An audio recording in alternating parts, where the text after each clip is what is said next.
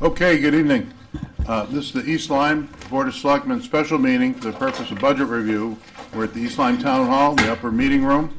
It's February 18th of 2026 and starting at 5:30. So if we could rise and recite the Pledge of Allegiance. Pledge allegiance to the flag of the United States of America and to the republic for which it stands, one nation, under God, indivisible, with liberty and justice for all.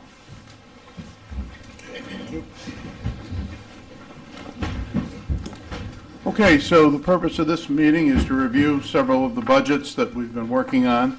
And first up tonight is the IT budget. And I see Dan Cleary here and Jason Finnegan. If you would want to make a presentation to us, that's great. Certainly. Everybody hear me okay? Yeah. Yes, All right. welcome. I'm lucky I get to be the first one tonight. There you go. Get out of here. Was that last year? Yeah, draw the short straw here. So I guess I'll just talk generally about sort of what the IT department has been up to and where we're headed for this year. So over the last year, we've made some tremendous improvements in our cybersecurity posture in many different fronts, and we'll go through that when we go through the budget. I'll highlight some specific items. We've had a really good year as far as grants go. So far, we're already spending money out of 2 grants that we received, and we're on the short list this year for 2 more grants, one for cybersecurity and one for some additional Wi-Fi access. So I'll just keep sending them in, and hopefully we'll keep getting them. Thank you for that. We implemented a new help desk this year, which has been really strategic in helping us, set our day, triage issues as they come in, and really get a good handle on how many issues we're actually taking in every day. On average, on top of project work and all that we do, we get about 26 tickets a day. And that's between 3 of us to cover. So, a certain number of those are very quick, 5-10 minutes, a password reset, that sort of thing. But on average, about 20 tickets a day require real intervention of an hour or more. So with the 3 of us working, in just tickets alone, we're pretty much above our capacity. And that doesn't take into account any of the project work that's always going on. So that gives you sort of an idea of the volume. IT used to sort of just be a back closet sort of department. We were just there, things were running, you didn't see much from us. But we brought the department up, and every department's mission, all of their initiatives, IT is a part of. So whether that be public safety, water and sewer, voting, tax department, anything that these departments are doing or changing or looking to do. For example, the voters registrar, they've moved over to a totally new system on the state, which involved an incredible amount of time on our part to integrate and get the new system working and test it and all of that sort of thing. And the same goes for public safety. We've had quite a tumultuous couple of months in public safety. I don't know if you're all aware, but we had a major failure of a UPS unit in that room, which caused, quite a bit of havoc, and then eventually caught on fire, actual fire. So we go from chasing fires to now real fire. So not the greatest thing, but that's all going through insurance, so hopefully that won't be too much of an impact on the town. Speaking of the grants, the major one that we're working on right now is a grant from the state to interconnect all of the buildings in the town and have them all go back to the public safety building where we have a true data center. The first 2 that they're breaking ground on are the Fire Station 2, which is over on Main Street, right down the street from the public safety building, and the public safety building itself. So that added connectivity, increased connectivity and interconnectivity will make our lives a lot simpler going forward, and it'll be an asset for the town for the next 25, 30 years. So I will start here on the operating budget, And if you have any questions, please feel free to interrupt me. I'm going to just go with the sort of the notable increases, just so I can give a quick explanation on those. So the first being, first notable increase is our antivirus software maintenance line. You'll see it's gone up from around 6,000 to 10,000. One thing of note, I'm sorry, that was another grant that we got, a state partnership grant for that. So we're on a very basic, very outdated antivirus software across the entirety of the town, which left us sort of open to the newer and more advanced attacks. So, sorry. Yeah, So where are we you? don't know where you are. oh, I'm sorry. I'm on can't- licensing and support for town. Did they get the detailed breakdown? No, no. Oh, licensing and hosting support. We have But not $6,000. Yeah, I'm not sure where your numbers. website hosting is the first line on ours. Is that the one you're using? We have a licensing, hosting, support, town, Oh, 69,000. I think if we look up at the screen, oh, That's what I was looking at the screen. Just kind of walk down the.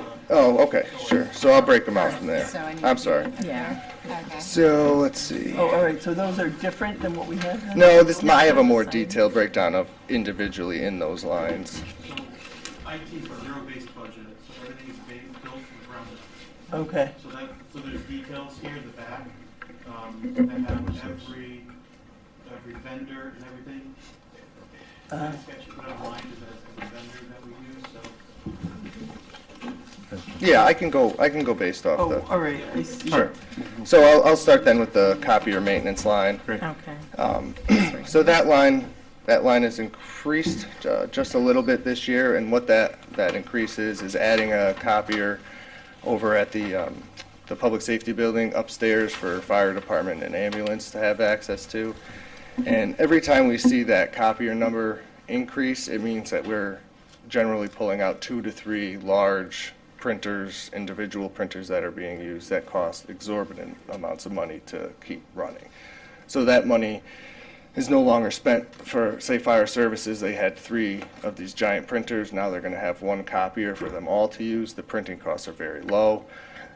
And we'll save generally about $700 a month just on the cartridges replacements alone on those. So every time that line goes up, it's a cost savings in someone else's budget line. And the next line down is licensing, hosting, town support. So within that line, that's our big increase there. So I'll go back. So the first major increase in that area was for our antivirus protection. We were able to move along with the state partnership grant program, and the cost to the town would generally be about $98,000 to implement this software. It's a very advanced software, a ton of features that really help us get a better picture and give the town much better protection. Through that partnership program, we're able to purchase that for $10,000 a year now.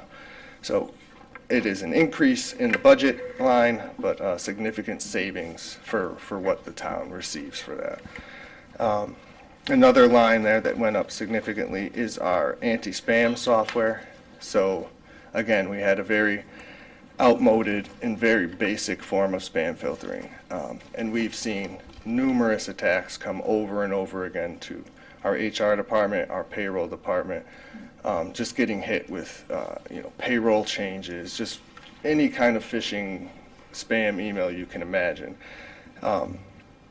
Again, with this increase, we are now able to do much more advanced scanning of the mail coming in. We've dropped the spam to almost 0.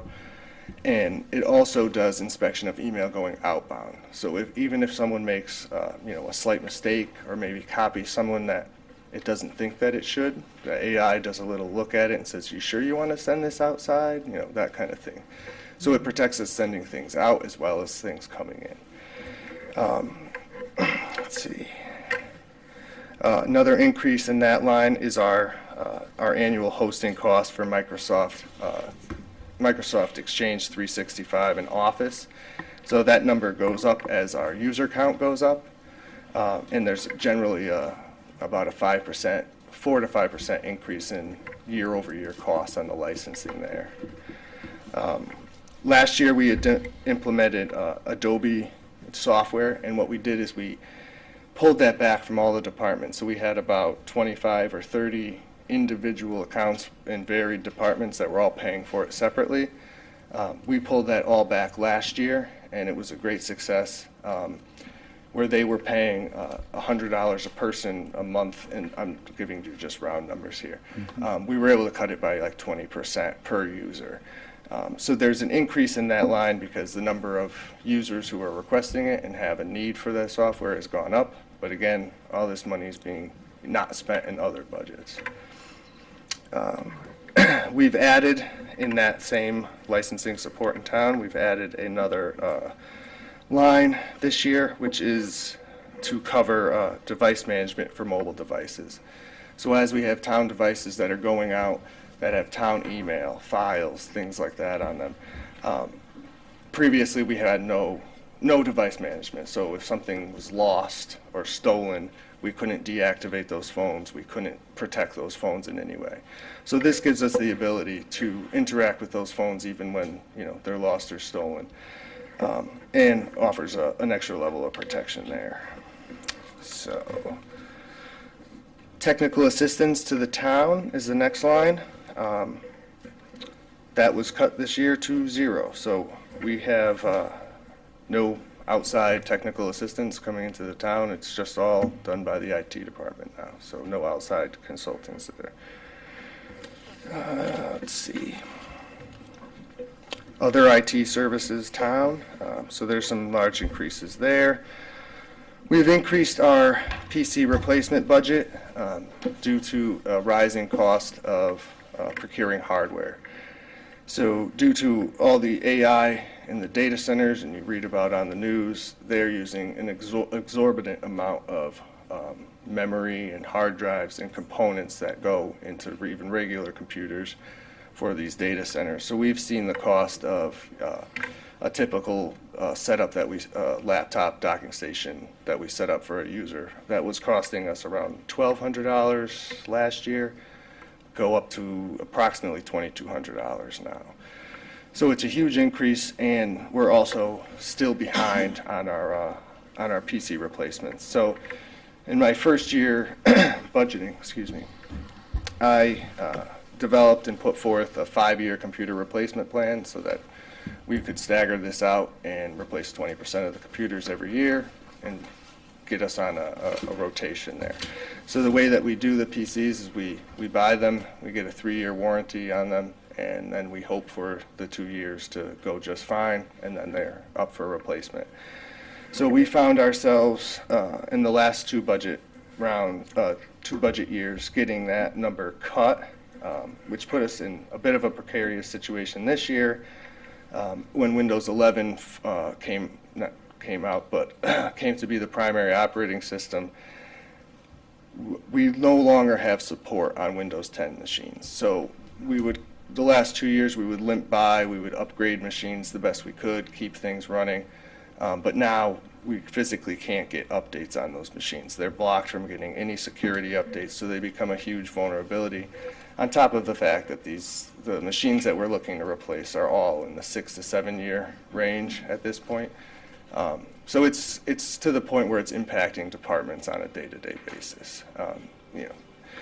Between increased help desk calls and inability to do work because the machines are too slow or inoperable, it's becoming an issue. So there's money in the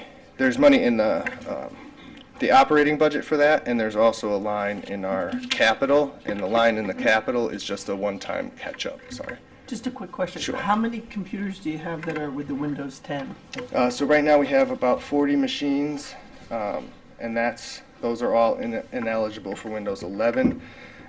26 of those machines would come from the capital budget, and 14 would come from operating.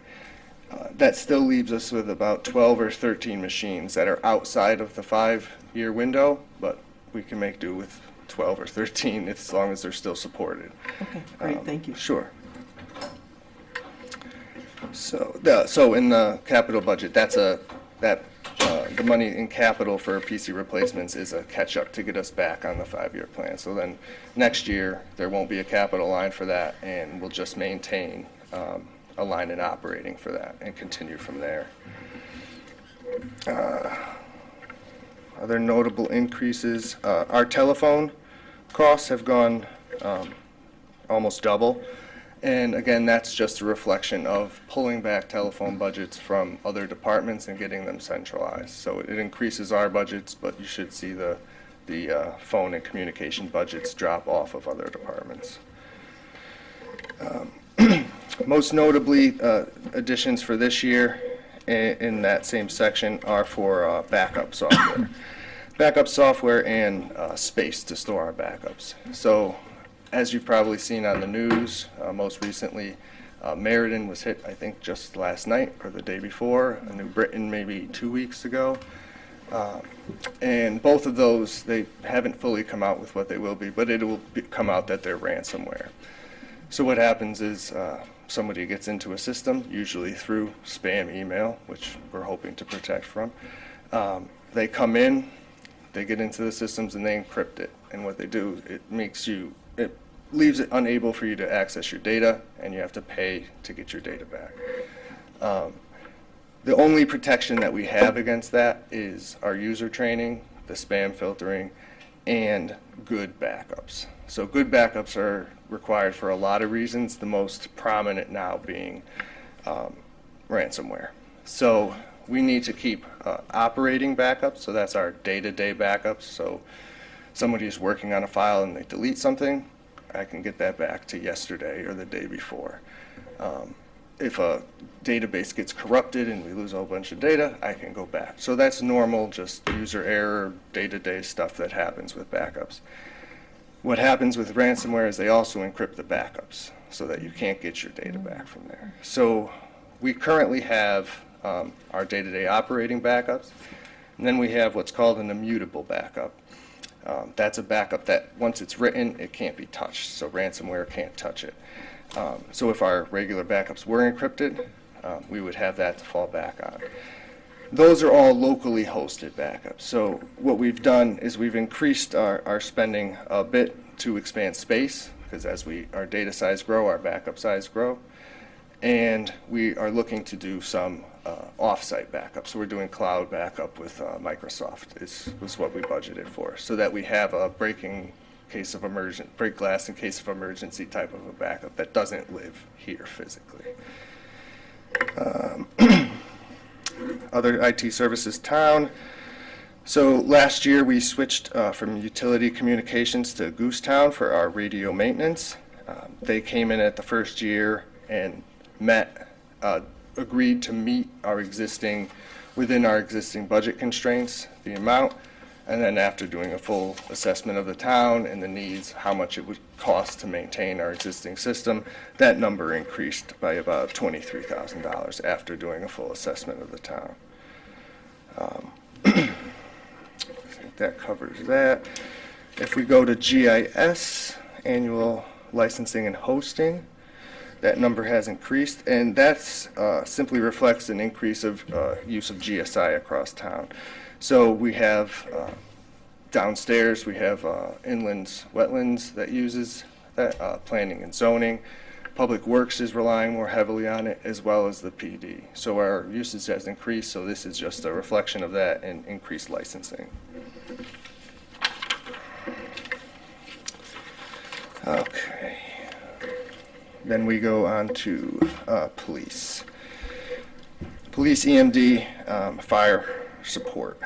So our notable increases in that line is we've added a long-needed, to our budget, we've added a long-needed backup, reliable carrier-grade backup internet connection there. So currently we have the primary SEN connection, and with the grant we're going to a much faster connection with SEN, which is all being provided under the grant. But we still don't have a reliable backup. Right now, when that line fails, and it's usually a physical failure, somebody hits a pole and takes out a tree or a storm, something like that, we're left with relying on a cellular modem backup, and it's very crippling for the police department. They can't make phone calls, they can't get out to see the MDTs in the cars, So this is just to address that issue long term. So we'll be bringing in two very strong connections to that building, and that goes further with the overall town grant. With all these buildings being linked back to public safety building, the eventuality will be that the public safety building will have the only internet connections in town. So them having multiple reliable internet connections will be paramount for future connectivity from other buildings. We also saw an increase there of licensing, and again, that's all the licensing numbers have increased just a bit. Again, 5 to 10% annually, just a general increase, and also increased number of users.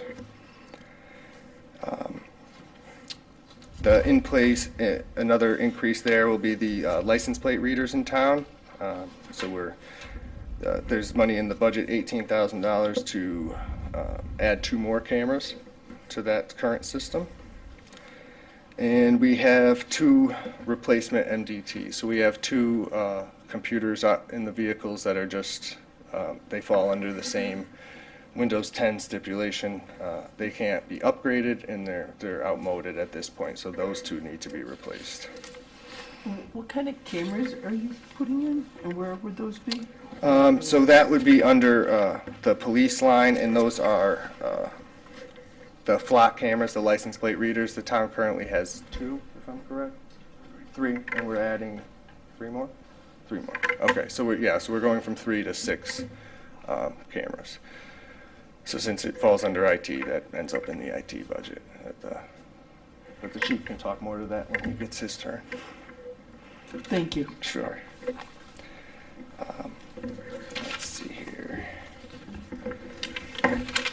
Okay. And if we'd like to talk on capital at all, so we have, the first line in our capital is townwide fiber items not covered by the grant. I'm sorry, could you give Sorry. us a second to catch Oh, up? sorry. Where are you now? I just went to capital. Unless you have questions on operations. So my presentation for IT ends here. Do I refer back to the, Yep, the capital project. Capital project. just a moment? Oh, no worries.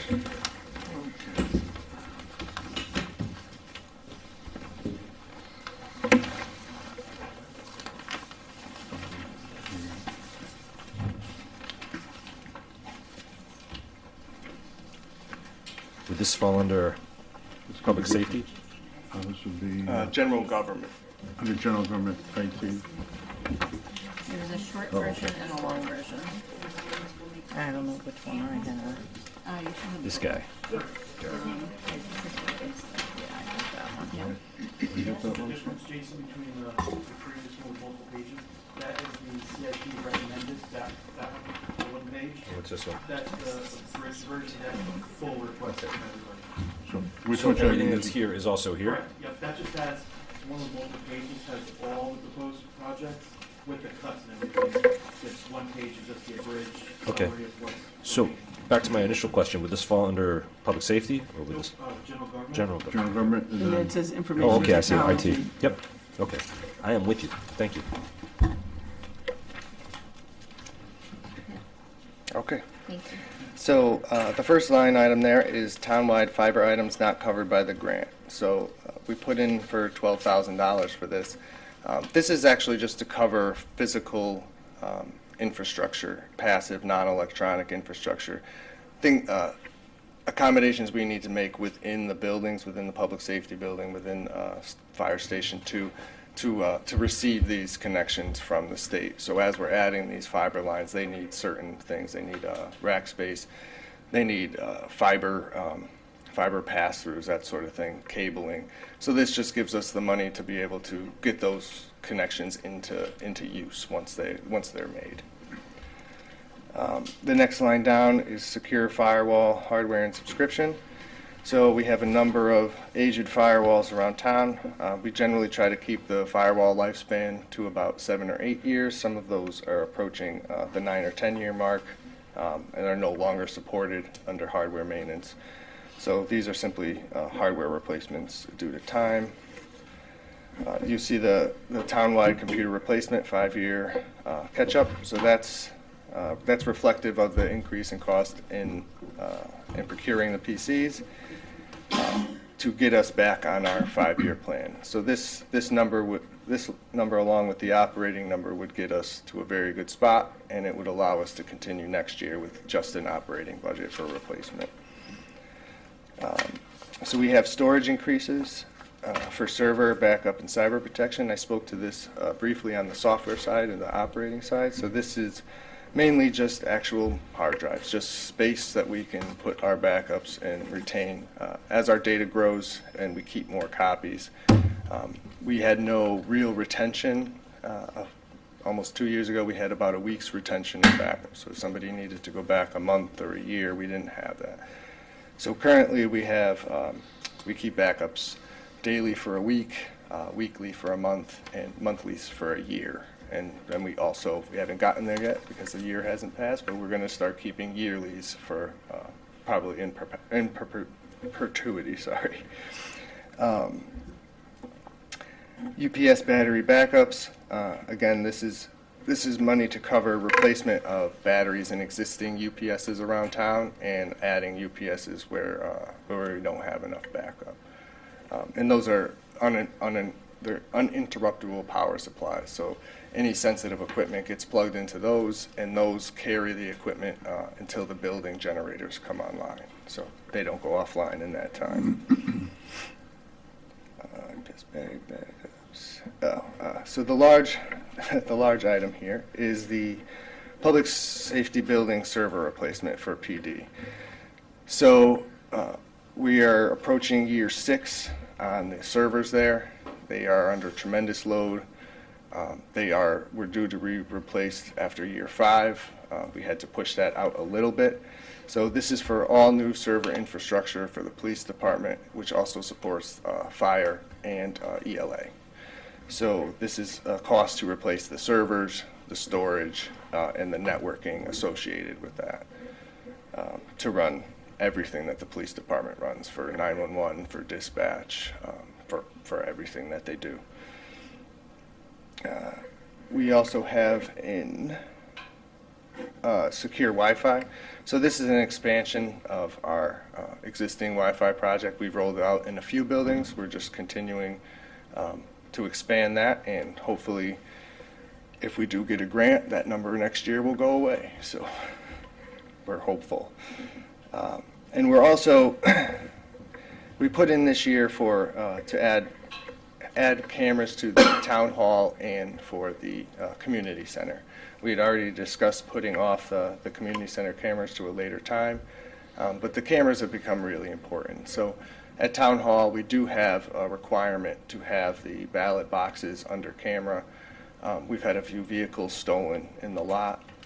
So all of these cameras will tie into existing infrastructure over at dispatch, where we have people 24/7 watching the cameras. Now they'll be able to watch, after this, they'll be able to watch the town hall.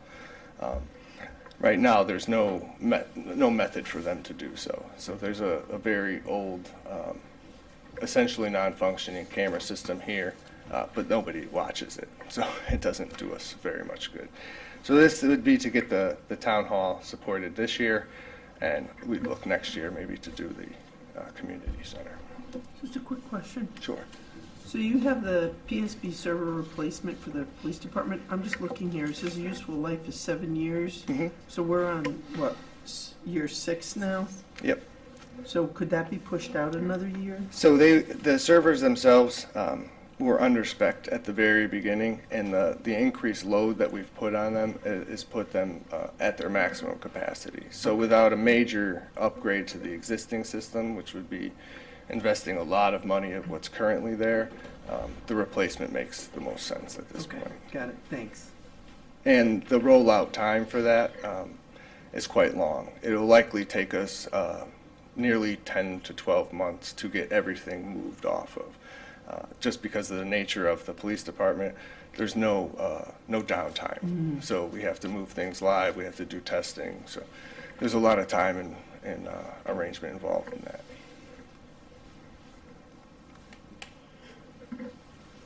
Any question? Yeah, I have some. Sure. Just kind of a big picture question. So, the GIS software is used by multiple departments, and we're kind of scaling up. Is there any cost savings when you include more people? Like, is there a subscription service? Like, if you have 100 people per unit, it's less? So we don't quite hit thresholds for any of the, the major reductions, but as we grow, I think around the 15 user mark is when you start to see some reductions in cost, but we're not even there yet. Great. My next question would be, is there any effort to regionalize with maybe Waterford or Montville or some neighboring town? I can't imagine that East Lyme is the only ones that uses GIS software. So none that I know of right now, but it's certainly something I'm open to, and we have good contacts in Waterford. We could make that, that discussion happen. The thing with a lot of these items that go into my budget is they're technical. We have to support them, but it's another department's initiative, right? So I don't have any initiative for GIS. I just am there to support the GIS. And if they looking for an increase in licensing, that gets passed down along through. So if there are specific GIS related questions, they might be better posed to the departments that utilize GIS the most. Okay. So Kevin, maybe this question's for you. Are you done, Jason? No, but go Oh, ahead. go ahead. No, go ahead. I'll wait. So on the capital improvement plan, I see that the capital improvement plan committee removed $36,000 out of the PSB server replacement supporting hardware and put that ostensibly into the server replacement PD. Correct. Yeah, so they kind of went hand in hand, so we decided to just merge. So the supporting hardware would be things like network switches, dedicated UPS devices, any sort of rack mounting hardware, that sort of thing that we needed to go along to support the server replacement, and the server replacement was just servers and storage. So in the original, there's 10 items listed in the CIP, and then in this abridged version, there's 8. Correct. So the cameras for community center were also removed. Say that again? The community center cameras Were were also removed, yeah, from this year. Okay. Okay. I think that's all I have for you. Okay. Now, thank you. Yeah. Yeah, Melissa. Yeah, go ahead. Okay. So, Kevin, this question actually is for you. So when they're talking about the PSB server replacement, if it's going to take 10 to 12 months, can you stagger the bonding on Yeah, that? we don't have to, we're not going to take the money out this year like we have in prior years. So that project wouldn't even be taken out. Okay, got it. Thank you. So I just have one. Is it something that you can partner with, I like the partnerships within town and also surrounding towns. So is it something that we could partner with the Board of Ed on, or no? For which portion? Licensing, or for the computers, or? So we actually had a good talk with the capital improvement. The BOE has much more purchasing power when it comes to computers, so we're in discussions. They said that they would allow us to purchase computers under their contract. Okay. So if there's any cost savings to be had, Oh. we'll do that. Fabulous. And if if the money proves itself to be enough, then we can actually get those extra 12 or Oh, 13 machines fantastic. replaced. Okay. Yeah. I'm glad so- that we're on the same. Oh, yeah, Yeah, yep. That's good. Thank you. We'd also talked about like licensing. It always seems to go up, and Correct. I don't know if we're getting any more bang for our buck. And the only kind of bulk ward against that is kind of organizing, I would assume, like across town or across department. Well, so some of that's been done. The Adobe is an example of that. So instead of individuals paying for licensing for that sort of thing, we wrapped it all in one, and we realized the cost savings. On the Microsoft side, we had a number of departments and individuals paying for different remote meeting programs. PC Anywhere. What was the other? Zoom. We had a lot of Zoom users. Now those are all brought in and are covered under our Microsoft Office licensing with Teams. So now we utilize Teams meetings for a lot of that. So the idea is to cut back the software in other places, in other departments. Getting all of the IT centralized has allowed us to do a lot of that. So when you see, for example, the communications budget, when you see the phone lines coming all over, and our budget go up every year for phone lines. That's us pulling them back, and we've been able to negotiate some great contracts, specifically with the cell phones. So where if you needed a data-only plan, all of the individual departments were paying $39 a month flat for their data plans. We were able to negotiate with Jason's help. Those plans now start at $5 and they scale up. There's different tiers. So if the device doesn't get used, or if it's a backup, for instance, like a cellular backup for internet, and it's not needed, it costs us $5 a month instead of $39. And you multiply that over 50 or 60 devices, it starts to add up. And our maximum is the $39. So we don't pay more ever than anyone was paying individually, but we have the opportunity to pay much less. So, for something like the software maintenance with ESRI, it goes from 6,900 to 12,300. I mean, are we getting any more services, better value, or is it just them saying we're going to jack the price up approximately? So that is actually an increase of users. Oh, So users, you said that we're already. adding users, and they work on a per credit system. So the more things you want to do within the system, you have to purchase credits for everything. So that's an increase in user licensing and an increase of those credits to perform more functions within Okay, the so it's not software. just them saying we need more capital. Right. They're actually providing and more there service. there's generally about anywhere between at least 5 to 10% general increase in licensing costs I've seen across the board, and that's pretty universal, unfortunately. Okay.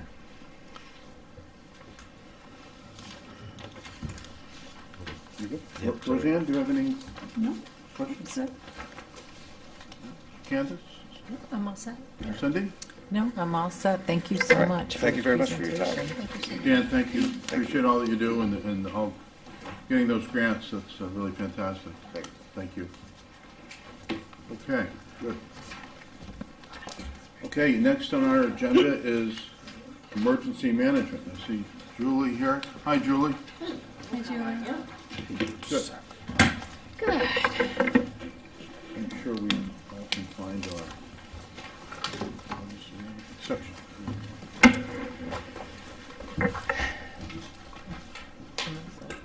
Emergency management.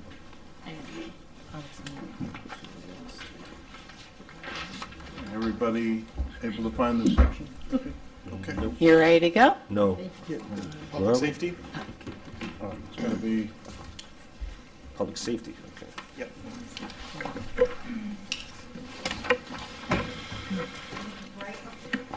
It's pink. Oh, Public Works, okay. Green? No, it's before. It's pink. Okay. right above public. We're working with no index over here. Public safety. Yeah, we just got a big binder. Where is this thing? $1,100 is really. Should have just spent the $1,100. No. You're fine. Let's see. Just takes us a minute. You'll have to forgive me. It's just very important for me to be able to see the numbers we're talking about. I'm looking. I thought I labeled it. I've got a presentation. Is this next?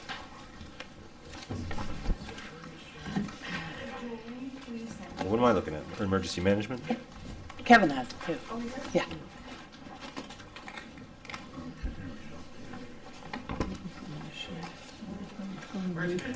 Okay, so what's this one I have then? That's not it at all. Emergency management? Registrars. I thought I had emergency management. Presentation. It's on this paper right here. Okay. Two things, two extra. Okay, I think we're there. I'm sorry. We good? We all set? I'm missing those tabs. Okay. I'll pay for my own next year. It's all right, we're good. I'm lost. Great. I'll keep looking. Thank you. This is our presentation, Yes. right? Yeah, okay. Got it. Oh, what's it? Okay. Got it, thank you. Okay, All right. without further ado, Ready? Julie, Good evening, Julie. Julie Wilson, Interim Emergency Management Director. Thank you for having me here tonight. And for Cindy's benefit, since you're the newest I am the member new of one. our board, I am going to Thank give you as brief, probably pretty brief. I think I can fly through this pretty quick. You'll get it. First, I am the chair of our town's Health and Safety Committee. I've been doing it now for 11 and a half years with a 3-year break in between. And it's a very important committee that we ensure that the employees get the training that they need. We are in charge of reviewing their injury reports and looking into seeing if there's any recommended preventative measures from having that happen again. We manage our town first aid kits, AED machines, and we review any health or safety concerns that are presented to us by an employee, review them as a committee, and then bring it to the attention of the department head if we feel there's something that needs to be done about it. We also plan and facilitate employee trainings. Past trainings we've held here have been active threat trainings, and this includes each building as an entity. So Town Hall would have a training, and then Community Center. We would close that building for the 2 to 3 hours that it would take. Active threat trainings, stop the bleed trainings, building evacuations with strong emphasis on accountability, because everybody knows how to get out of a building, but does everybody know where everybody else is? So we've been doing a lot of training on that, and the employees have been very responsive, and we've come a long way there. So. From all those trainings, I typically tape a bunch of iPhones all over the building that are old, but they capture video, and then I'll put together a training video, and then the HR director can use that for onboarding employees. Training focus for 2026 is going to be for natural disaster response. So should there be a tornado warning or some sort of an imminent threat in the natural weather zone, that's kind of where we're going for this year, as well as we're trying to get the CPR AED training offered to all employees as well. And Chief Bundy was at one of our Health and Safety Committee meetings last year, and he said that he had the ability to have some of his EMTs run that course for us, which is great because we don't have a budget. So that's what we're planning there. We have a health and safety fair. This year will be our 3rd year bringing it back. We used to do it years ago, and then it just kind of fell by the wayside. There wasn't a lot of. We have a great committee right now, and everybody's really gung-ho, and everybody's on board with helping out, so that makes a big difference.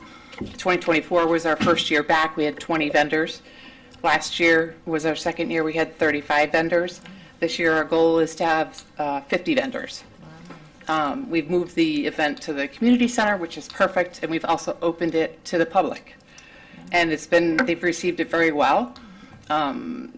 There's been this past year was the first time we added the community center. It's a perfect layout for that sort of event. So it's been well worth it.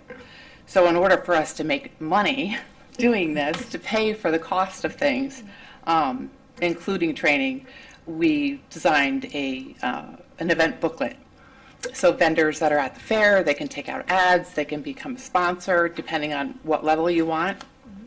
And that really did us well this year. We were able to cover all of our expenses and have additional money left over for potential training in this year that we would have to pay for if we can't find something for free. Let's see, townwide building inspections. Back in 2012, I had talked to our Kermer representative, and he was all on board, and we went through every single building, and he took pictures and pointed out things that would be considered an OSHA violation. We created a book from that.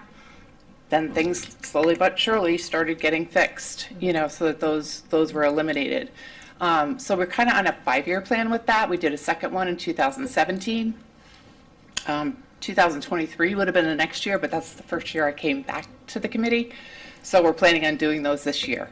So in taking all that information that we collect from those inspections, we're also, I've been working with Joe Bergaw, and I created a kind of a Quizlet thing with some of the pictures and say, here's a picture, what's wrong with it, A, B, C, or D, all of the above.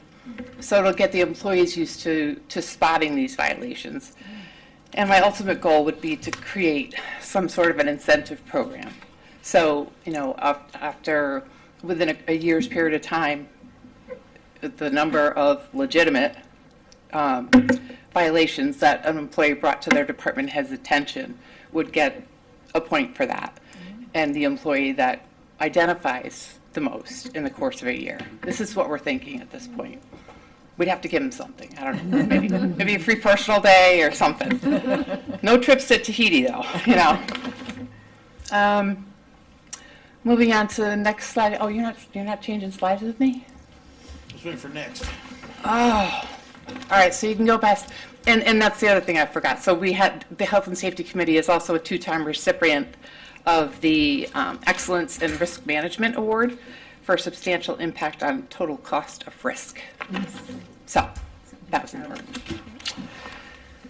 All right, so the 2025 report for physical and cybersecurity assessments. I have connections with CISA through the state and invited them to come down and help us do the assessments. So we went through all the buildings and they evaluated, they assessed, identified, recommended things that they discovered. They gave us a comprehensive report of each facility that they assessed. There were commendable actions that were noted of things that we had in place that a lot of people don't. There were also vulnerabilities, of course, we expect them to find that they listed, and other options for consideration if we had extra money, So anyway, that was a very well. It's one of those great assets that you have when you have connections through the region and the state. Next, Hazard Mitigation Committee. Next slide, Kevin. The 5 interconnected mission areas of national preparedness goal: prevention, protection, mitigation, response, and recovery. Those are the 5 key things that we're looking for. And hazard mitigation is an essential part of emergency management. I've worked for several years with Alex Close, and prior to that, his predecessor, Victor Benny, and worked on reviewing and updating the hazard mitigation plans, the emergency action plan for Darrow Pond, and recently I developed tabletop exercises for if there was an emergency at the dam and we had to respond and there was a threat of flooding in affecting a certain neighborhood, we would be ready for that. This is why we train. After that, I had a discussion with Alex, and he thought it would be a great idea if we had a hazard mitigation committee. So he put me in charge of reaching out to all the different departments, grabbing the people that have the subject matter expertise that we're looking for. So we had water, sewer, public works, building, zoning, fire, finance, and of course the first selectman is on the committee. We meet quarterly. Our first meeting was last March in 2025. Let's see. The effective collaboration for developing rapid response protocols to minimize impacts during high-risk incidents is the premise. The committee working together to develop comprehensive, cost-effective mitigation strategies with the ultimate goal of protecting our community and potentially reducing insurance costs for municipal assets and residents is another part of the big goal. So that's that one. Next page. Regional and state monthly meetings. I am a new member of the ESF 1 Transportation and Transportation Security Committee, which has been revitalized. It was kind of kaput, and then they brought it back to life. I've been to one meeting, so I can't really tell you much about it yet. I'm also the chair of the ESF 5 Emergency Support Function, is what ESF stands for. So it's Emergency Support Function 5 is Emergency Management. A subcommittee of that is the School Safety Committee, which I'm also the chair of. And I'm a member of the Incident Management Team for Connecticut IMT4, as well as the chair of the ESF 17 Cybersecurity Committee for the region. So those things keep me very busy as well. Yes, Yeah. very busy. So I feel the value of being on these committees is something that you can't quantify, because the connections that you make, the information sharing, the lessons learned from somebody that's just gone through an incident that you have yet to experience, you're absorbing all that information. The resources and special equipment that we have available to us through the region is also there. Training opportunities like crazy. And the subject matter experts that you meet and greet all along the way. Let's see here. Cybersecurity. We had our we have an annual regional cybersecurity tabletop every year. That's paid for through funding through the REPT steering committee. Last year was at Camp Net. It involved a cyber attack on a water sewer facility. And, you know, since I became involved in this, I started saying, well, why is it just IT people? Because when it hits the fan, you know, your command staff, your first selectman, your police chief, everybody's going to have to be part of the recovery, response and recovery. So let's start inviting more people. And I think, Dan and Ann, I think you've both been to one. Yeah.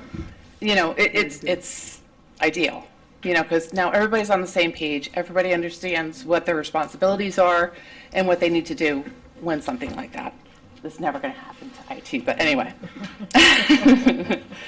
I am also the representative for Region 4 at the state level meetings every month for cybersecurity, emergency management, and school security working group, as well as attend the quarterly meetings and annual security briefings for Millstone and the Eversource quarterly meetings for our interagency collaboration. Next. All right, 2025 regional and state trainings. These are the trainings that we accomplished last year. I was approached by Brian McDonough, who is the Northeast Regional Emergency Management Director for Amtrak. And he reached out to me through the ESF5 committee and was looking to promote trainings to educate first responders on the new Acela trains that they had, and they were coming out on the tracks. The way the windows open are different. The way, you know, location of different emergency access things that they need to have access to is all different. So it was really an important training. We ended up getting that all put together, scheduled it, and had it at the Camp Net once again. They've been an incredible partner for us, allowing us to use their training facilities. That happened in March of 2025. Our annual cybersecurity training we just discussed was in April. We had a school security. This was a doozy. 2 years in planning, mass casualty school reunification exercise. The whole point of the exercise initially was to educate parents on why you don't go to the school if there's an emergency, because you're actually taking away from the public safety's ability to do their job, because now they have to protect you, keep you away from the scene. So that was the premise, but in order to get money to put it on, we had to add the public safety aspect of it, which was perfect because it got the firefighters. We had EMTs, paramedics, we had firefighters, we had, what else do we have there? EMDs, first selectmen, superintendents, principals, vice principals, you name it. And then we had students and parents that volunteered. Not as many as I would have liked, but it was in August, so. And it really tested our plan, and it was wonderful. We just recently, at the end of January, reviewed the final after-action report, and there were a lot of things that went great, and there were things that didn't go so great, but they were identified, and that's the important part. We train to identify areas that we need to improve, we make those improvements, and we test it again. So that was a doozy. I was really glad when that one was over. We have our annual Millstone event. We had that in September of last year. We got an A+ from FEMA on our performance, which was great. Followed by that, we had the Governor's Annual State Emergency Planning and Preparedness Initiative, which is called the State Epi Drill. The subject matter this year was severe drought and wildfires. That was interesting. It was a level 5 drought and very dry conditions, and wildfires just broke out. And, you know, we had to figure out what we were going to do. So, but we got through it. Everything went well. Annual State Cyber Nutmeg is an annual event that I attend designed to heighten awareness on cybersecurity threats and defenses. That was in October. So that's it for the regional state training. So we can go to the next page. Next is the grants. To date, I consider 2017 as a date where I really took over, you know, this part of the emergency management. That's when the management changed, and I was given a whole lot more leeway to work and do fun stuff like this. But it's really not fun, but whatever. So through 2026 grants that I've applied for to date, there was $743,382 that we got from nuclear safety funding. The emergency management performance grant through 2024, $70,881, and EMPG pending status is the 2025 I just submitted for, which is another $9,000, totaling $823,657. And as I have listed there, you can see they've covered every year. The nuclear safety funding grant covers 1/4 of the emergency management director's salary, plus an additional $10,000 from the EMPG grant covers a portion of the salary. 100% of our EOC and communications room build-out equipment and furniture was covered through the nuclear safety grant. 2 portable radios and laptops were purchased using that funding. New traffic control trailer. I'm sure you've probably seen that fancy black trailer with the pretty white and gold stripes. And that's been instrumental. It holds all of our street traffic control signs and cones, and we use it a lot during events. It's been phenomenal for the police department as well as emergency management to have that asset. Multiple mobile electronic messaging signs. When you see, you know, Main Street's closed on Saturday because of celebrating Lyme, those came from this grant funding as well. My EMD vehicle, which I'm so happy I got. It's really nice. My personal car is very happy that it's sitting in my driveway. That was a huge deal. And this spring, in 2026, we've acquired the funding to be able to put RV plug boxes out in the parking lot, lower parking lot, so all of our public safety trailers that require being plugged in will actually be plugged in. And when you're ready to take them and roll, they'll be ready to go. So. And still, the congressionally directed spending grant that I applied for the 4th time, where I got to the top of the list, and then the change in federal, what do you call them? I want to say this politically correct. Requirements? No, as far as the person in charge.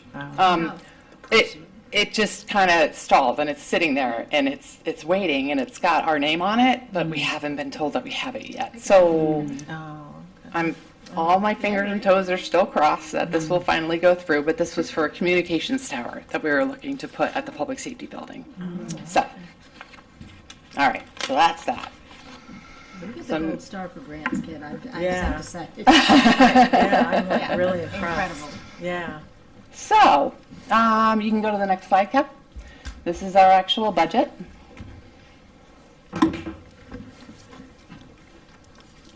So the way it currently works is the Deputy Emergency Management Director's salary is my base salary, and then as the acting, I get a portion of the director's stipend. So that's, I guess, why that's all still sitting there. My intent was that hopefully someday I'll be the actual EMD, and a portion of that will be added to my salary, and then the balance would go to a permanent appointed deputy EMD, and that person would be responsible for, in my absence, attending any important regional meetings that happened, of course, activating the EOC if there was a need, and monitoring, taking my place during weather events, and keeping everybody updated on social media, as well as the other command members of the status of the current weather. So that's the plan there. I see, Dan, the EOC staff activation was moved up to 2,000. It used to be 5,000. And then we had a number of years we didn't have anything really going on. So they said, well, let's knock it down. Then we knocked it down to 1,000. And I said, but if there's a need where you're opening the EOC for a day or two, you have to pay dispatchers to come in. You have to, and they're going to be on overtime. So I think we got a little nervous that was a little too shy. So I think that's where the extra $1,000 came in there. The radiological officers, that's the standard 2% I usually give them annually for their jobs. They are responsible for, radiological officer comes in basically during the millstone drills to do his side of the radiological information, and and he also comes in quarterly to test all the equipment that is required by the state. And the communications officer, Wayne Grunland, he is the communications guru. He handles our MCV4 deployments when they go out and they are needed at a scene anywhere in the region, as well as he is our communications officer in the EOC when it's activated and during drills. Longevity and shift differential, that's bumped up to 700 this year, because by the time March of 2027 comes around, that'll be my 20-year anniversary with the town of East Lyme. Wow. So, So lucky to have you. thank you. And then the emergency management director deputy position, I put it up to 84,504 because that would have included the 2.75% increase, plus there's, according to the contract, the way I read it, it was a step every 24 months, but there was an increase of 2.5. So that's why I added the extra, but it was knocked down to the 2.75. The administrative assistant that I really desperately need, I tried again this year, but it's gone. So maybe next year we'll have more luck. There's a lot of clerical duties that would be extremely helpful to have an assistant, and my time could be better spent. I'm still trying to get to the point where I can get out into the community and start talking with business owners and preparing themselves for what do you do when you're without power for 2 weeks, and how is your business going to run? Are there grants available that you can apply for to get a generator for your business? All that kind of stuff.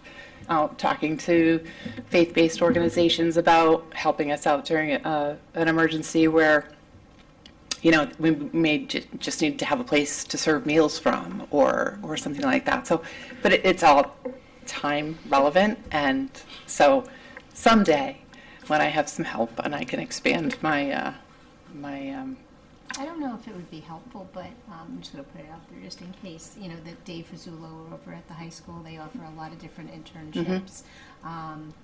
It might be something that you could utilize, Yeah. and then also anybody that's interested in public safety. I did actually try that once, and it might not pan out, but yeah, it might too. So yeah, it was yeah. It would have to, and it's also kind of, there's a lot of information that I deal with that's confidential. So you couldn't. So you would have to have somebody that was, Understood. okay. So then I had this beautiful drone in there.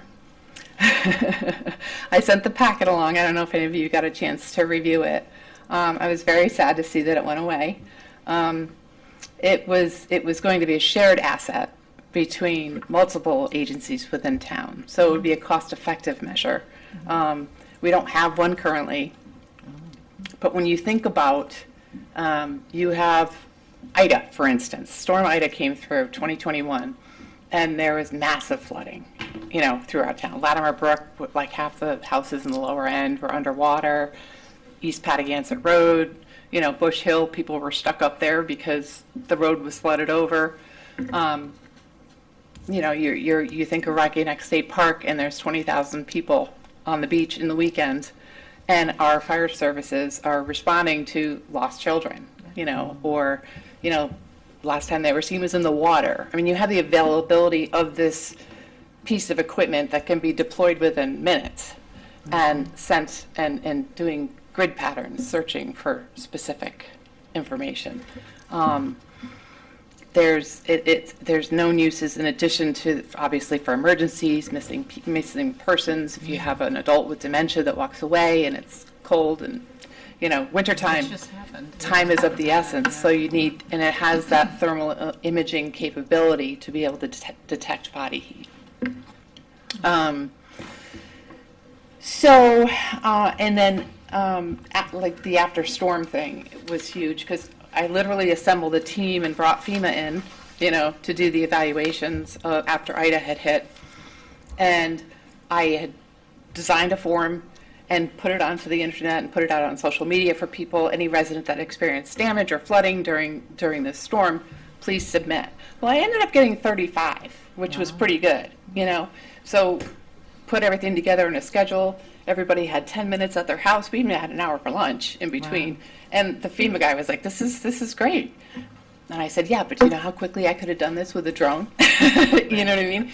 But because of that effort and the efforts of one other town, which was the town of Norwich, our combined damage totals helped us to meet the threshold. So New London County got the assistance that they needed for residents. So when you think about that, and you think of how widely you can fly over, capture the damage information, and that's all getting input into the forms for you, that you have to submit to FEMA. So it's a huge time saver.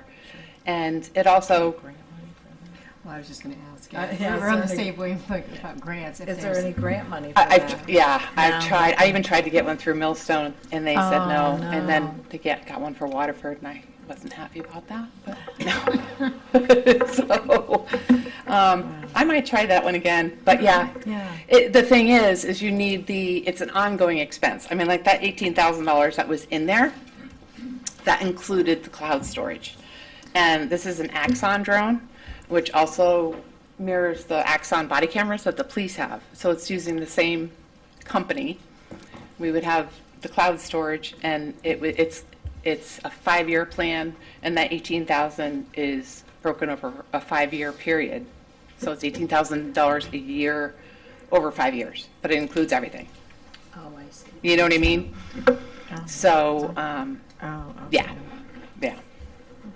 But it's gone, so I just wanted to talk a little bit about it. It made me sad. Let's see, telephones, as Dan said, all that moved to IT. Training I reduced to 1,710 because we won't have an assistant to train, so we dropped that down. Vehicle maintenance, I was told that I should put that in for my new vehicle, my used vehicle, but then said that that's going to fall under Public Works. That's why that got cut out. Yeah. And transportation allowance, I don't need that anymore. And miscellaneous supplies is pretty much remaining the same. The cost of things have gone up a little bit, so we did bump it up a little bit just to cover the extra. But if you look at the boxes at the bottom, you'll see last year's actual budget, less the NSEF and EMPG grant funding that was received, was $147,000 this year. With those same applied, we're down to $118,868. Does anybody have any questions for me? I have no questions. I just want to say how amazing Yeah. the work that you do. Oh, thank you. Yes. Budget. And Thank you. if I could pull money to give you your drone, I'd be. I know, you were going to give me the car last time, I know. Thank you for But thank you so much. You're welcome. I noticed on line 51900, the grant overtime reimbursement, I noticed that has disappeared. The 923, Do we have, is that do the we EM? have people working on grant? Oh, you can always use more people to work on grants. Right, yeah. I mean, the only reason I do it is because we don't have a grants person, so I just do it, do it So myself. I was wondering if the reimbursement comes in if there are grants received, and apparently not, because there's nothing in the line items. Oh, they are. When the grants usually end within a year, they're a year time span, and I always meet the requirements for submitting on time for the reimbursement request. Unfortunately, the way it used to work is I used to get notification that there's been an ACH deposit made in the amount of the grant, so I know that it's come in, but I have no way to, I can't seem to find where that's going, so we'll have to work with. Where's the document you're looking at? It's under public safety, it's the first page, and it's line item 51900. And 51900. just- I'm on the wrong place. Oh, training supplies, is that what you're talking You're about? not police. Yes. Oh, Okay, I'm on the wrong page. oh, okay, But that's I okay. still have the question, even though I'm on the Okay. wrong page.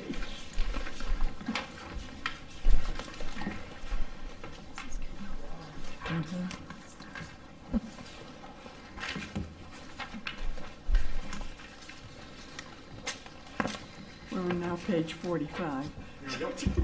All right, thank you. Yeah, so you see at the bottom of the page where it says general fund budget at the top, and then there's two squares at the bottom. That's what I was just talking about after you take the baseline of the budget for 2027 request. Once you deduct from the request that I had, it was 167,058. That included the admin assistant and the drone. Then deducted the three grants there, the total budget would be 118,000. Thank you. Yep. But it's 118, now it's 118,847 before we take off the grant money, so. Is there a reason that the drone couldn't be added to the capital improvement plan? I had it in the capital improvement plan, and apparently Deputy Fire Marshal Quinn took it upon himself to remove it, saying we didn't need it last year. So it went away. So the possibility of us putting it back in is there. Well, that was when we were going with the DJI drone, which was the cost of the drone itself. That did not include any iCloud storage or anything like that. Since then, we had, I was working with Sergeant Willette, and he was the one that told me about the Axon drone and about how it could all be incorporated into the same iCloud type Yep. storage. And we can't get DJI drones, shouldn't, for public safety because the servers are based in China. And we were told that we should not. And it's a beautiful drone. Does incredible imaging and stuff, but we got to be safe and protect our assets. So that's why we decided to go with the Axon drone. So it would be, I don't know how you would do that if it's a 5-year plan. Kevin, is that doable? I'm just throwing it out there because I Is kind what of feel the doable? investment of it. Is what doable? Adding it into the capital improvement fund. Yeah, you probably should add it for the entire amount. Make sure we have training. That's I think you have to included in the price. license to fly it. That's Is all included in there? Five people would be trained. Wow. So I'll throw that out as an option just to consider and maybe discuss when we actually go through deliberations. Because I was told last night this is not the time to be doing that. Yeah. I can if you allow me. It So, might be worth the investment. And again, it would be utilized Yeah, multi-agent. Multi-agency. Right. Yeah, Yes. definitely. Yeah. Because you would have Public Works, Police, Fire, Emergency Yeah. Management, and then also as a mutual aid asset I was just for gonna say, neighbors. right, for the Yeah. neighboring towns because Yeah. it would be Yeah. essentially the only one that would have it. So Waterford doesn't have one? They do, but theirs isn't thermal, I don't believe. Wasn't there an issue? So ours would be Wasn't there an better. issue with getting the? Huh? I said so ours would be better. Also got to right, exactly. the Waterford drone for that To be clear, I mean, in a budget that's coming in over 14% over last year, I'm not advising us to spend any more money on something that has already been cut. However, I'm thinking at least keeping it on the radar. Maybe next year we put it in the capital improvement plan. I will definitely put it back in. There you go. Thank you. Thank you. Any other questions? Anyone else? No, thank you. Julie, thank you. Gave Thank a you for all great you do. presentation. You're welcome. Appreciate your Thanks. very thorough presentation Yes, tonight. very good. Enlightening. Thank you. You're welcome. Okay, thank you. So next on our agenda is dispatch. Plugging in once the chief. All right. If anybody actually finds it, Where let are me we? know where you found it, because it's like Tabs. Yeah, an irritating game. I took my old ones and turned them upside down. That's a good idea. Okay, it should be under public safety, I'm thinking. Yep, perfect. All right, hold on. Yeah, I'll switch police over. department right here. Dispatch would be part of police, I'm thinking.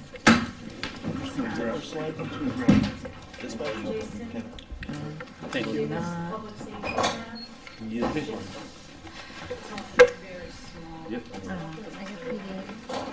yeah.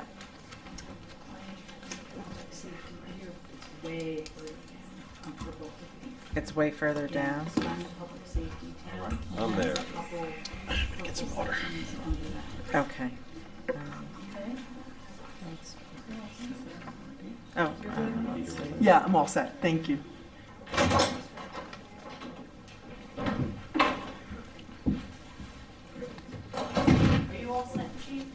I am.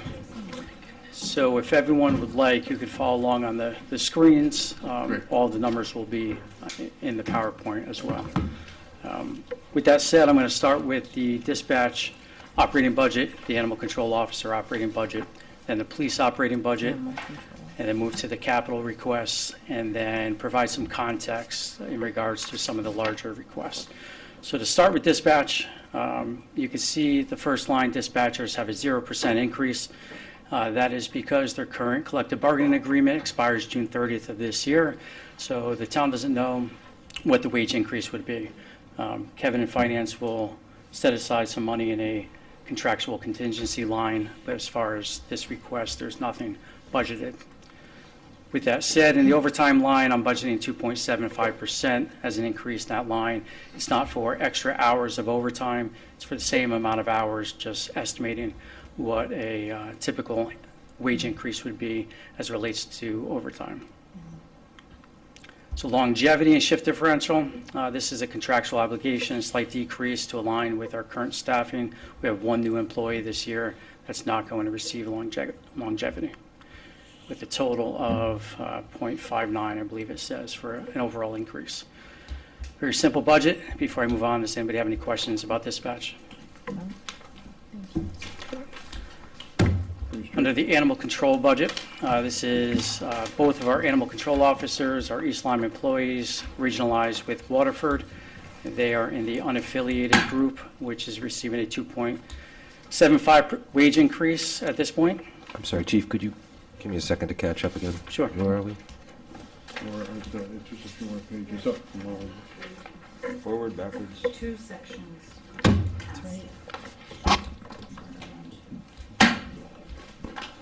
I am there. I'm there. Thank you, I'm sorry. Sure. Thank you. So again, similar to dispatchers, a 2.75% overtime increase. That's not more hours of overtime, just to mirror the wage increase. The telephone line was removed, as you heard earlier, with IT. And this is an overall increase of 2.29%, driven by the wages. Under the police operating budget, does anybody need a moment to get that information? So we're not taking questions on animal control at this time? I can back up, sure. So we can, Roseanne, do you have any questions on animal control? I was just curious, the training goes up $1,000. Do you know what that reflects? Yes, so there's mandated training every year. I don't know why it wasn't budgeted for in the past, but animal control officers to a much lesser extent, but they still have state certifications. So they need to attend mandated training, and there's a cost associated with that. So the $1,000 will cover both of the animal control officers. My understanding is that animal control is shared with Waterford. And how does this budget reflect that shared kind of happening? So I think Kevin can elaborate on that with the structure for the fees. So, revenue.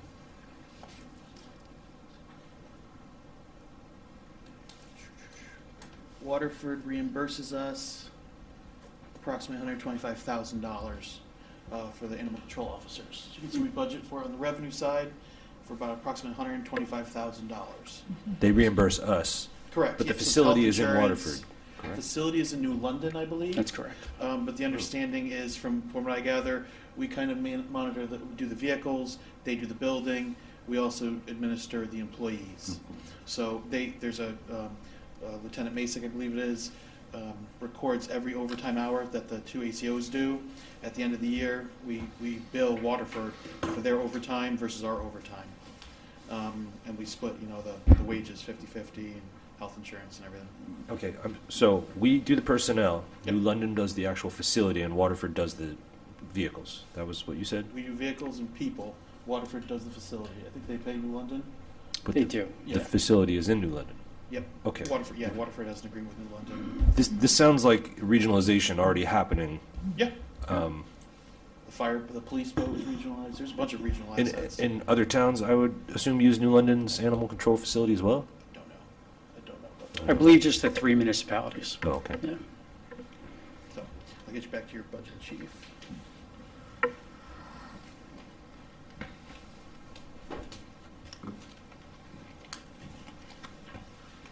I would love to know more about that, just because I think there's significant cost savings that can be realized through regionalizing assets. I don't imagine this is the time or the place to have that conversation, but at some point that should be part of what we do. Sure. Roseanne, did you have any? No, I'm set. Ann? No, I'm good. Cindy? No, I don't have any questions. Thank All you. right, and, yeah, I'm good. Terrific. Thank you. So we're going to go to the police, Yeah. So we're on the PD, right? public safety police. Yeah. That's correct. Under the police operating budget, we'll start with the top two lines. Again, both of us, myself and the administrative assistant at the police department, are in the unaffiliated. The second line reflects a 17.79% increase. That's a little misleading. It's just a 275 wage increase. Prior to my arrival last year, that position was reclassified, removed from one union. It became an unaffiliated salary position. So this reflects the adjustment in the overall salary. The next two lines, the overtime longevity, have been removed because that administrative assistant, like I said, is compensated with a salary at this time.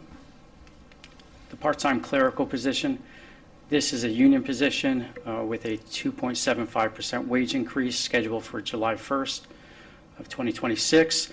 The 5.38% increase reflects an additional few hours per week. Right now, it's unstructured. We can't predict or have any structured hours of when the records department will be open. So people come to the police department all the time to be fingerprinted, receive copies of reports, ask questions. So with this funding, we'll be able to be open 4 days a week, 7 hours a day. The police officer line, which is by far the largest line in the entire budget, in all three of the operating budgets, you could see my request was initially for 2.7 million and change. The first selectman reduced that to 2.6 million and change. What that reflected was in my request 4 additional funded positions, 2 police positions starting in July of this year, 2 starting in January of 27. First selectman reduced that to the equivalent of 1.5 positions in the funding, 1 starting full-time in July, 1 starting full-time in January. And I'm going to do my best to provide some context in regards to that request. So I'll revisit that. I'm sure there's a lot of questions about that line, but I promise I'll come back to that. As So I condensed a few lines. If you look at the overtime line, it shows a 40% increase. That's not additional hours of overtime being requested or a dramatic wage increase. I condensed the foot patrol, the parade duty, the overtime on the boat duty, the overtime for training, and put that all into our traditional overtime line. So that allows me to be more flexible with the management of the funds. As you can imagine, year to year, there's different priorities. The weather comes into play. There's additional triathlons or the light parade, some more events downtown. There may be more of an emphasis on walking beats on the Main Street area or in the beach community as opposed to patrolling in the boat and vice versa. So this allows me, by consolidating those lines, to move the funds around appropriately without any line transfers. I'm sorry, could you say that again? Sure. Yeah, So no, you can see on the screens, if you don't mind looking up or look behind you, where the 3 stars are, the foot patrol, parade duty, overtime boat duty, and the training line, those were all lumped into the overtime line. So the overtime line shows on paper as a 40% increase. But it's really not. Correct. And Yeah, you're it's just a using it to be consolidation. flexible. There's still money on the oh wait, what am I looking at here? So what numbers are you looking at specifically? Right here. No, but I mean, I'm adding it up. I'm not getting to 505,000. I'm seeing $70,300 in 1805, I think it is. She's taking Sure, 35,000 plus the 16,000 plus the 70,000 plus the Okay. 360,000 Right. plus the wage increases That's the overtime. equals $505,000. It's these 3 numbers here, right? You're adding the 35, the 360, and the 16, And the 70. and the 70. Oh, okay, okay. Oh, Right, I see where It's you are in the now. second Yeah. column. Yep, got it. So that all ends up at the 505,050. Correct. With the wage increases. Got it. Yep. Okay, thank you. Sure. And you brought training into this because that is part of overtime, or allows you to be more Correct. So flexible? that training line is just for overtime to send officers to training. So there's a separate training. We're consolidating. Yeah, solid. So there's, right now 3 or 4 overtime lines we're consolidating into one. yeah. So the new line will be the 51645. The overtime. Yep. Okay, I'm with you now. Great, so moving on to longevity and shift differential. This is a contractual obligation that's been underfunded, but it hasn't exceeded the allocated funds because we've been short-staffed for so long. So now we're getting to the point where we are full-staffed, so we need the appropriate amount of funds in that line for the contractual obligations. So this new line that I just underlined, the holiday pay line, my request was for 140. First Selectman reduced it to $135,000. This is to pay the officers per contract for the holidays. There's 13 paid holidays each year. The officers, whether they work the holidays or not work the holidays, they get paid extra for that. Historically, that money, or at least last year, that money was in the police officer wage line. It became confusing. It makes it difficult for me to track my budget week to week because it's unpredictable when they're going to access that funding, when we're actually going to pay them that funding. They're not actually paid on the holidays if they choose not to be paid on the holidays. Again, this is a contractual thing. They could bank those holidays, then June 30th, cash all 13 holidays in. So we could spend the $135,000 evenly throughout the year, or we can spend all $135,000 in June. So I wanted to separate that from the police officer line, again, so I could track the budget more accurately. So under the personnel services line, it's a 4.04% increase as it stands after the first selectman's proposal. Moving on to the bottom half of the page that you have in front of you, under repairs and maintenance at the top, this is a request for an additional $1,200. This is really no additional anticipated purchases, just a cost of goods increase. This line used to be $30,000 or $35,000. It was reduced a few years ago for whatever reason, $24,000 last year. So there's been an increase in how much it costs us to buy things, just like it costs us all at home to buy things, just a typical increase. Next is professional and business expenses. This is just a $500 increase. We are members of additional associations now, which is going to cost us an additional $500 for next year, but this allows us to access training materials, best practices, guidelines, and case studies and things like that. The 33.33% increase jumps off the page, and this is under other purchase services, but it's only a $1,000 increase. This is a catch-all. For example, 2 years ago, we were storing some cooking oil in a van in our back parking lot that was seized during a criminal investigation. The oil leaked out all over the parking lot. We had to pay about $9,000 to have that cleaned up. So this is the line we would access for something like that. Just looking for a small increase. Under uniforms, again, this is a contractual obligation. We've been able to skate the past few years, being understaffed, but now that we are properly staffed, the $60,000 reflects what we're going to have to provide the officers. Canine maintenance, again, this is a $500 increase just for the cost of the food. Also, the vet bills are taken out of this line. Training supplies. So this is independent of the training overtime. This is titled training supplies, but it goes much further than that. It's the cost of attending training classes, holding seminars, in addition to all the supplies and equipment that we need for training. This is a $10,000 increase. One of the first things that jumped off the page at me when I started here in September, along with several other things, was the lack of training that was being provided.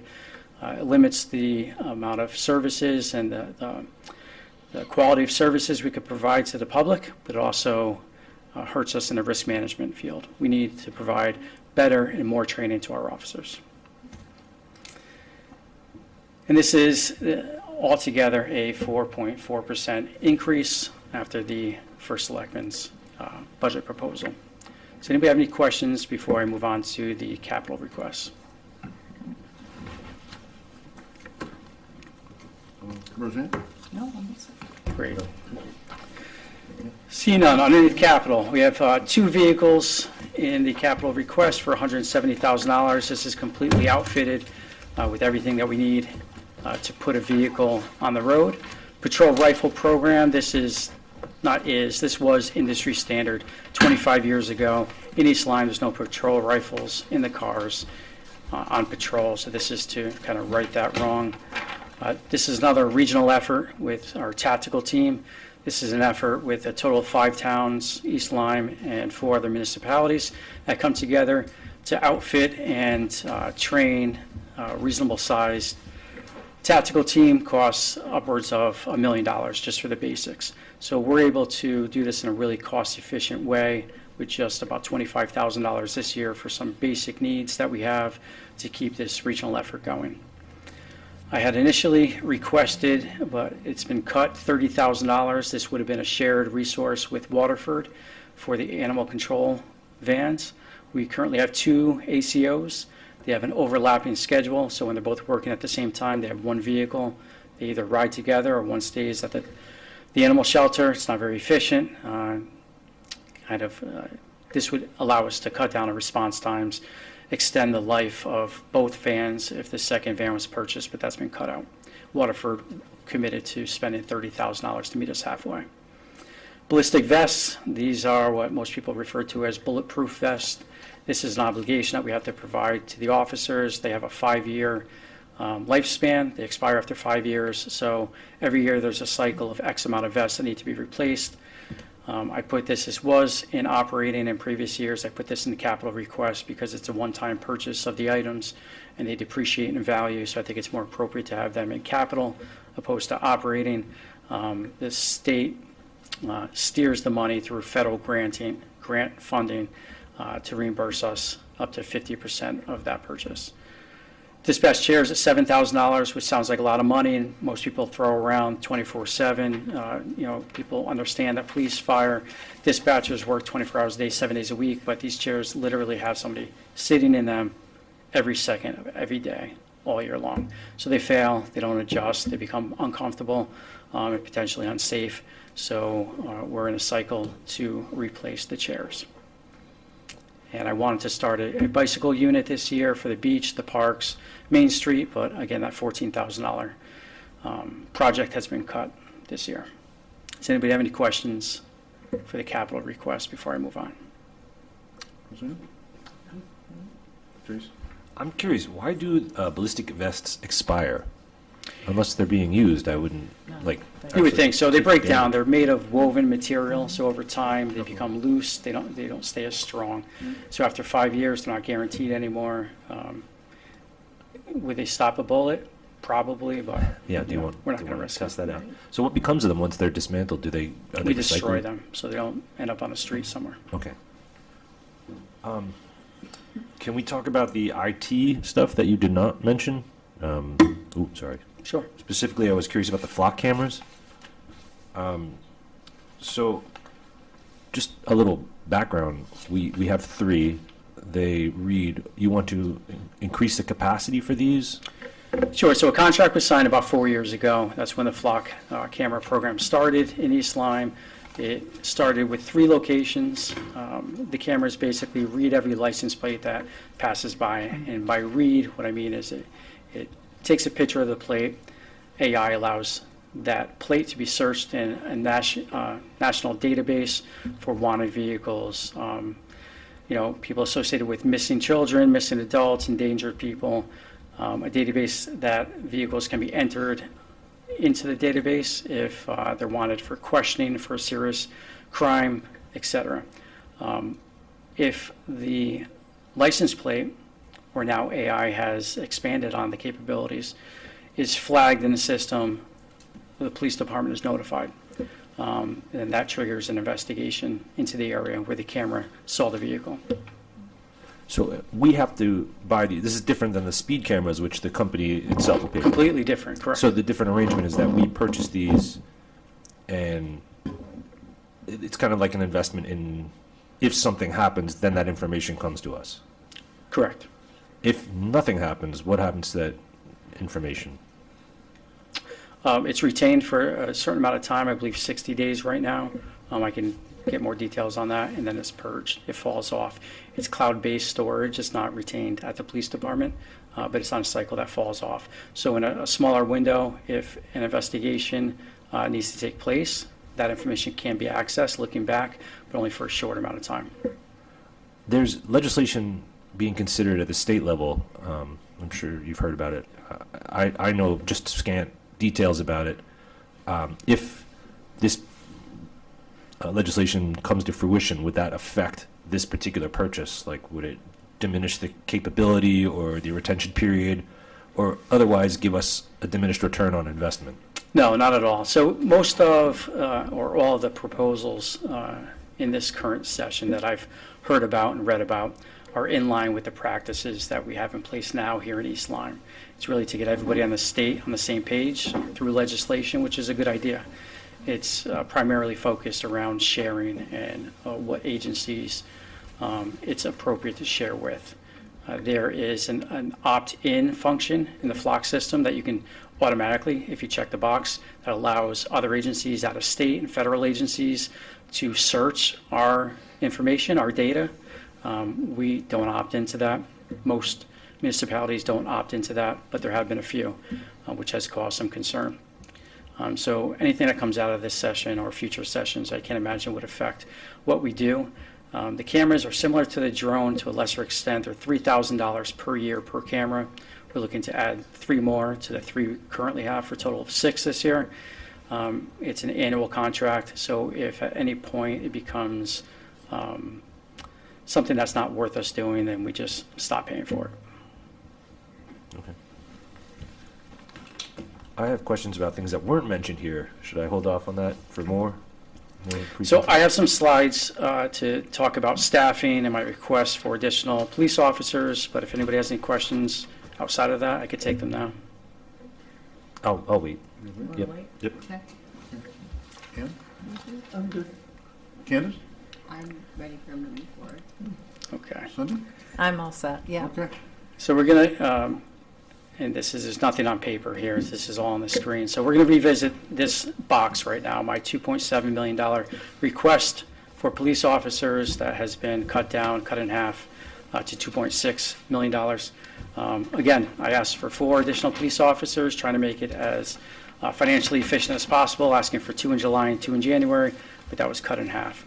But this is my effort to put it into context for everybody. I recognize that department heads stand in front of you, they make requests, but it makes sense to them. They live it every day. They're professionals in their own fields. I know that sitting on your side of the table, it's easy to talk about cuts and look at just the bottom line, the numbers, and make cuts where you may not see the impact long term. So I want to kind of put things in perspective if I can. So to the left, this is a very crude graph, which shows East Lyme's population of 19,000, our current staffing of 29 police officers. On the bottom, you see East Lyme 1.5. That represents how many officers per 1,000 population we have. You may have heard that in previous years during attempts to increase our staffing. I'm going to show you kind of what that looks like in comparison to other municipalities through the state. The information on the right side is what I envision the goal staffing to be. This is not a 3-year plan or a 4-year plan. This is a long-term plan, and it's really up to the town's decision makers how quickly we get there. Now, if you see the difference between the 29 and 42 officers, which would bring us up to 2.2 officers per 1,000 population, it seems pretty aggressive. I would contend that if over the past 10 years, if some incremental investments were made in the police department, it wouldn't look so much so. So this is a staffing sheet from the 1970s in East Lyme. This is what they used every day to pencil in what officers are going to go where. So you can see on the midnight shift on the top left corner, they had 2 patrols, a north car and a south car. On the day shift, they had 2 patrols, a desk officer, 1 person on the road up north, a Main Street police officer, 2 officers on the boat, and then 1 officer in McCook's Park. On evenings, they had 4 different sectors, 2 up north, 2 down south, and then 3 in those specific areas. In today's current model of the East Lyme Police Department, 2026, not only could we not staff this, we couldn't even staff half of these shifts. So we don't have less officers, but the fact that we have the same amount of officers from 50 years ago is troubling, especially when you take into consideration how far policing has come, all of the mandates and obligations that we have to face. So what I've heard just in the last 5 months that I've been here is, whether reading it on social media or actually hearing this coming from people I talk to in the community, is you have 29 officers. Even if 5 officers are off, that's 24 officers. That should cover this town very easily. So just a quick breakdown. Out of the 29 officers, 2 are command staff personnel. They oversee things like accreditation, internal affairs investigation, training, professional standards. We have 2 detectives, which is not enough for their caseload, but we have 2 detectives. They're not out patrolling. They're working on just investigations. We have 7 sergeants that are working every day to supervise people for accountability purposes, for scheduling purposes, for quality control purposes.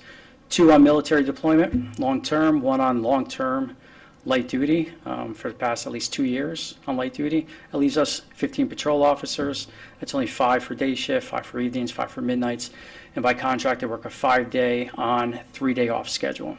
So even having 5 officers for a day shift, there's only actually, even before vacations, sick time, personal leave, there's only maybe 3 officers available to work that day, sometimes 2 officers available to work that day.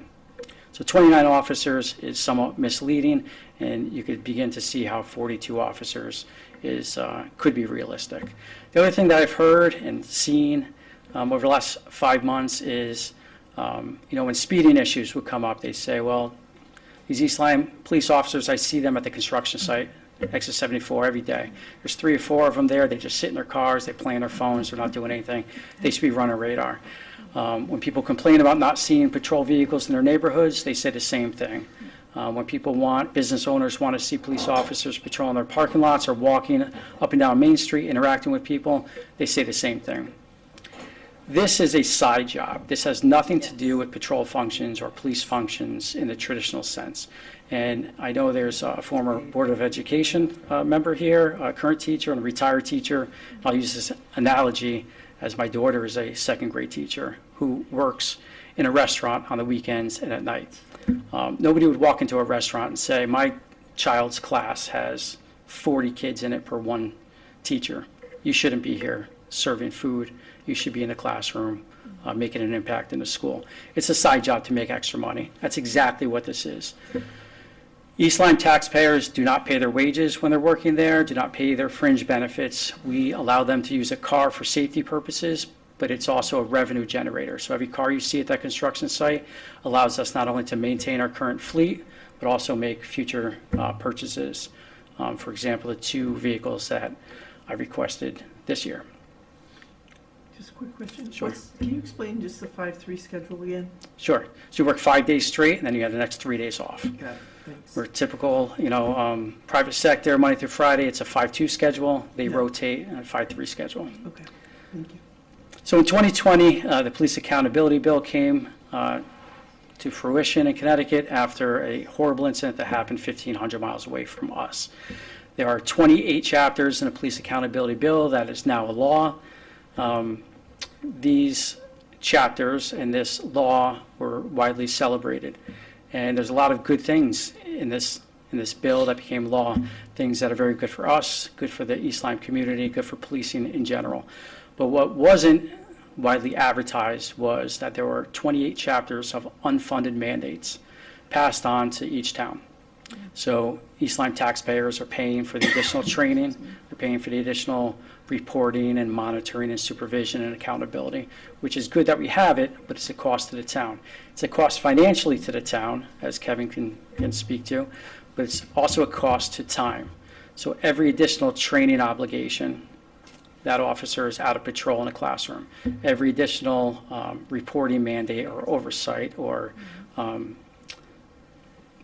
whatever the mandate is, that officer, that supervisor is off the road and they're in an office and they're writing reports, they're reviewing body cameras, they're reviewing dash cameras, lieutenants are reviewing what the sergeants are doing and so on.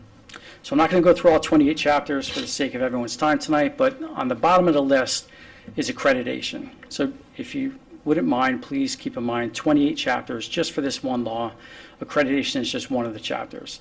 Under accreditation through post, we should all be capitalized, I apologize, the Police Officer Standards and Training Council. Tier 1, Tier 2, and Tier 3 is now mandated for every municipality in the state. East Lyme has accreditation through Tier 3. In Tier 1, there are 15 chapters. Tier 2, I believe 11. Tier 3, 9. Total of 35 chapters just for the accreditation. So 35 chapters within one chapter of the 28 chapters. Now, in each one of these chapters is between 5 and 15 mandates. They're called standards. Each standard has at least one policy that has to be written, has to be updated and revised from time to time. It needs to be implemented, which mandates training time for each policy. So officers off the road, getting that training, receiving that training. Supervisors then have a component for every single policy, for every single standard, for every single chapter. They have to have oversight and accountability and best practices and quality control for each thing, each aspect. Every time they review something or review a standard, review a chapter, review a policy, they have to write a report. That report gets sent to a lieutenant. The lieutenant has to review every report and then write their own report to document that they have done everything. I know I'm getting long-winded here. I just want to kind of beat the message home that since 1970, not increasing the staffing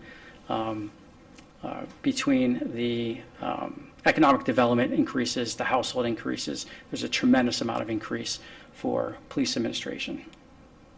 So this is the current table of organization with the 29 officers plus myself.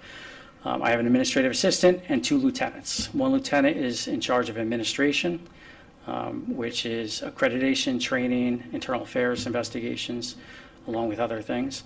That lieutenant oversees a part-time records clerk and all of our dispatchers. The other lieutenant is in charge of operations, who oversees the 2 animal control officers, all 6 of our patrol sergeants, and 18 patrol officers. And again, those 18 patrol officers get chewed up pretty quick when you spread them out over the shifts and over their days off. The lieutenant in charge of operations also oversees investigations. Currently, it's 1 sergeant and 2 detectives, and the caseload for detectives is alarming. With technology advances and other advances, the obligations for each investigation are stretched over 6 months to 12 months. There's a lot that goes into these investigations. So for 2 people to do a good job reducing the risk associated with these investigations, insulating the town from litigation, 2 detectives is very light. This is the proposed end game with 42 police officers that I envision. And this is the beginning stages of a conversation between myself, the police commission, and then the board of selectmen. Underneath myself, a captain position outside of the union that assists me in the accountability component, accreditation, and oversight. Under the administrative lieutenant, now we have the ability to add school resource officers. I would like more than 1 police officer in the schools for safety reasons, as well as interactions with our staff and our students and the parents. Under operations, we still have the animal control officers, the same 6 patrol sergeants, but now 24 patrol officers, which sounds like a big jump, but it's only 2 officers per shift, and including the days off that are built in contractually, that's only an additional 1 and sometimes 2 officers in the field every day. This will allow us to create a traffic unit made up of 2 patrol officers. Some of the biggest complaints and most common complaints, as you had noted after a meeting a few months ago, most people don't realize, is speeding and traffic-related complaints. So this traffic unit would take care of speeding complaints, the speeding camera enforcement program, and any other complaints or violations. Standing school bus violations, stop signs, crosswalk violations, sightline violations, the requests for additional signage or modifications on signs. All the things that we take on now, this unit would take care of that. Under investigations, still just 1 supervisor there, but 4 detectives to even out that case management, to allow for a better product delivered to our stakeholders, and really insulate the town from more litigation. So again, just to revisit, from 29 to 42 may look aggressive, but after that information, I hope that you agree with me it's not as aggressive. So this is some comparisons. I grabbed some municipalities on the shoreline. So all these towns on the chart have populations that in summer months increase. This is from Guilford to the Rhode Island line, minus Groton and New London because of the populations, and minus Westbrook and Old Lyme because they don't have full-time police departments. So you'll see East Lyme now with 1.5 officers per 1,000 sits pretty low at 29 compared to our neighboring towns on the shoreline here. You could see Old Saybrook has 2.4 officers per 1,000. Clinton, it's not showing there, but the 1.9 per 1,000 all the way up to Waterford, which is positioned aligned with best practices at 2.5 police officers per 1,000 population. This is a wider view throughout the state. What was Clinton's? It wasn't there? 1.9. So this is a more expanded view. If you can't read on this screen, if you look behind you, it may read a little larger. So this has the same shoreline towns, but also other towns throughout the state that have a similar population. So this excludes that summertime population swell, and most of these municipalities have consistent populations, as you see on the chart. The vast majority are plus or minus 1,000. There's some outliers with Middlebury at 8,000, and then the other end, I think Darien at 23,000. But you can see East Lyme, which is right around the 55% mark, at 1.5 officers. See how low that 29 officer bar looks.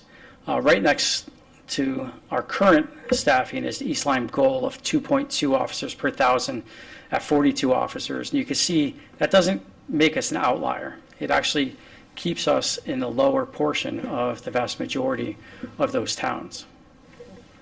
So I want to give you a snapshot, kind of a close-up, same towns that you see here, but just the center group. So this is the same towns there, plus or minus 1,000. So you see 18,000 population to the left, up to 20,000 population to the right. Again, East Lyme at 29 officers, not just the lowest, by far the lowest. East Lyme Goal at 42 officers would not be the highest in that group. Again, the average population in this sample size is 18,969, slightly less than East Lyme's, but the average number of police officers in this sample size is 46.8. So this is the number of officers per 1,000 population on the far left, and this incrementally goes up from left to right. On the far left, you'll see East Lyme at 1.5, and the far right, I believe it's Middlebury at 2.9. So if you track down maybe 1/3 of the way from the left, the East Lyme Goal staffing at 2.2, that still keeps us in the bottom half of our comparison, peer municipalities for comparison.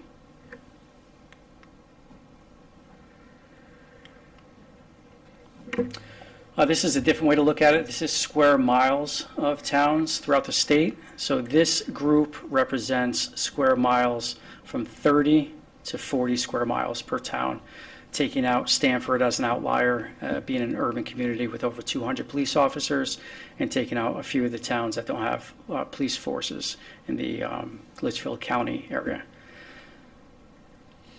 So you can see East Lyme at the 34.03, and you can see where our 29 police officers stands. 14 of the 19 towns in this group, this sample size, 14 of 19 have more officers than we do, and the average across the entire sample size is 69 police officers. We talk about square miles, really two categories come into play: response times. If you're driving as a police officer from Giants Neck to the north side of town, it may take you 15 minutes, even driving pretty quick. What also comes into play is the police presence.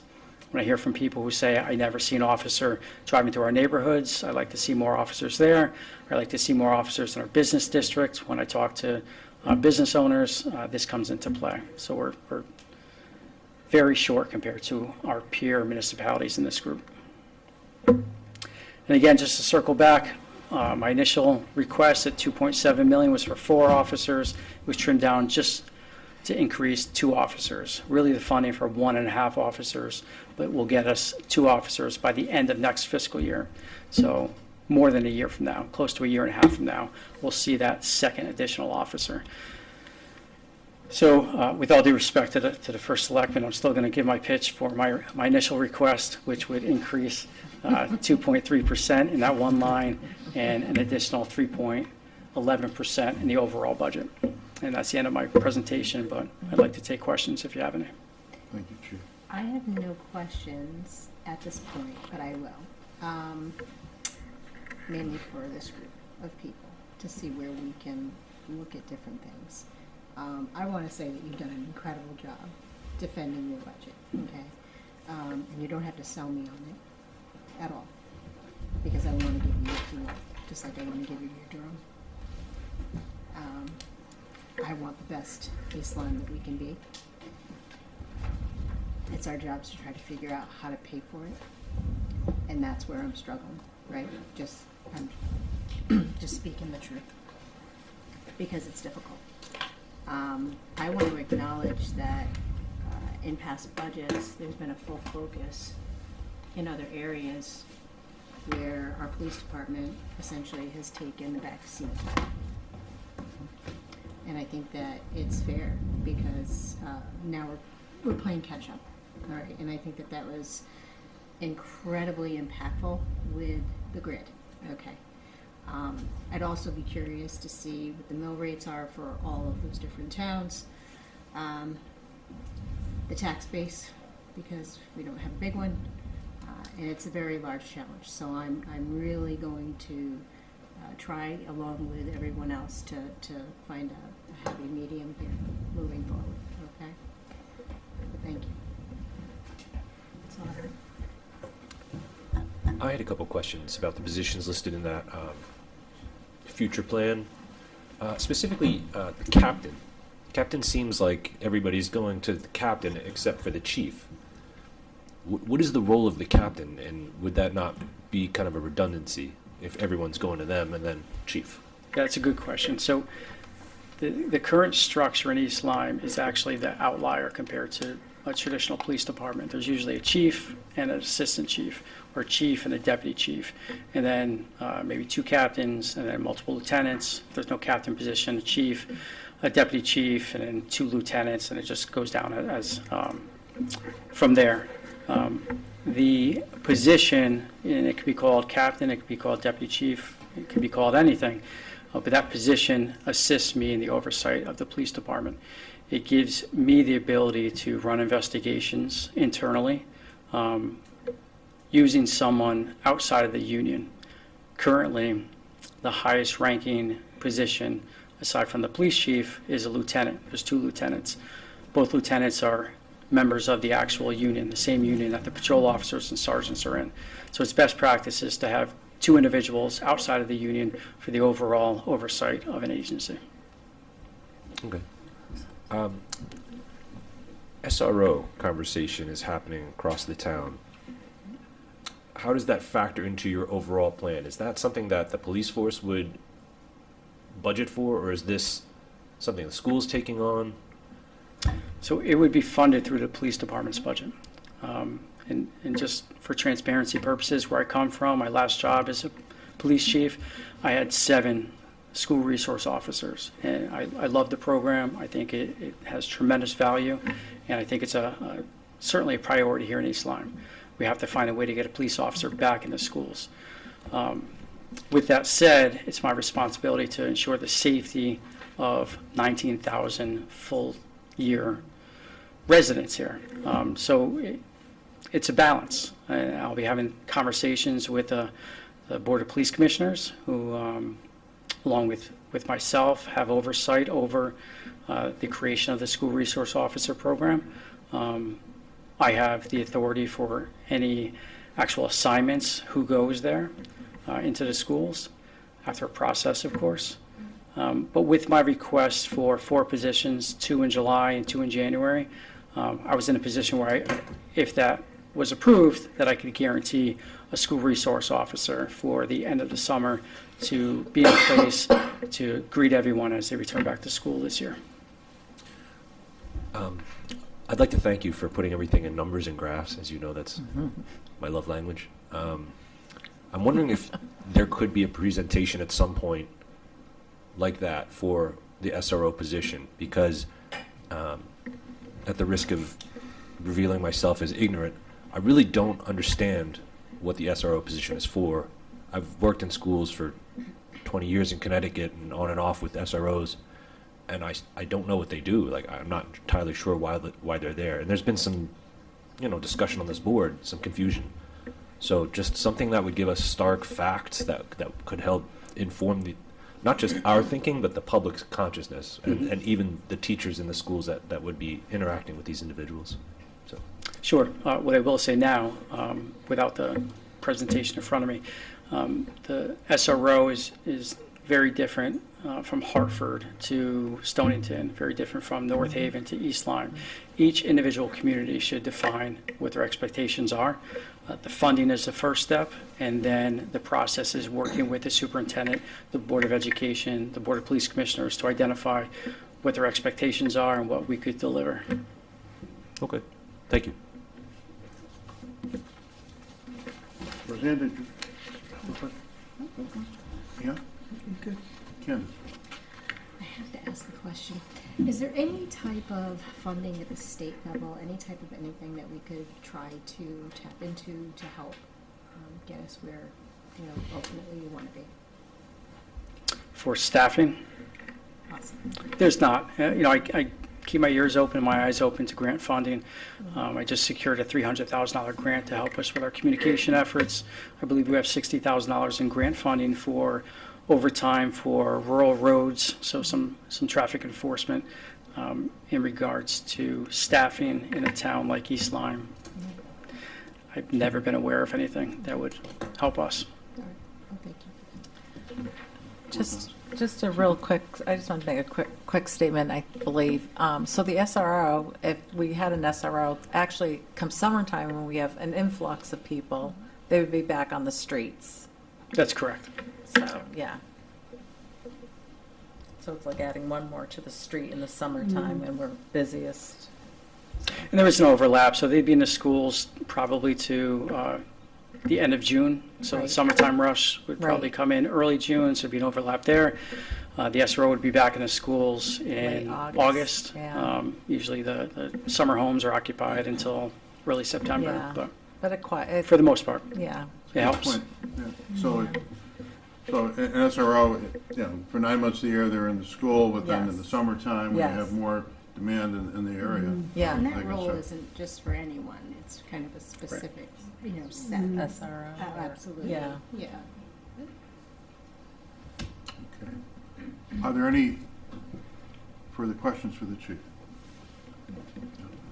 Thank you very much. Thank It's a you. great Thank you so presentation and much. very thorough and Yeah. professional. Thank you. We Thank you. appreciate that. Okay. No, we're not having the East Line Fire Service tonight presentation? We are We're not, gonna why? have to move that to. We had to move it. You couldn't come tonight. Tonight. And capital projects, we've encountered that as we've moved along. Yep. So we- May I ask when it's moved to? Tentatively next week, I think the 23rd. That was already on the books Yes. as a meeting. Yep. Okay. we added We're it. just gonna amend the agenda. Thank you very much. Thank you. All right, so at this point, do we have any discussion? We had some discussion last night, rather than just rushing into adjournment. We have a meeting after this, right? Yeah, we do, yeah. We'll take a break. Didn't know if anyone else wanted to make some comments? Yeah. Good. Guys are doing a good job.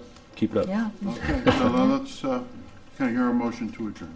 I'll move to adjourn. Do I hear a second? I'll Second. second. Okay, all in favor? Any opposed? Motion carries. All right, take a 5-minute break.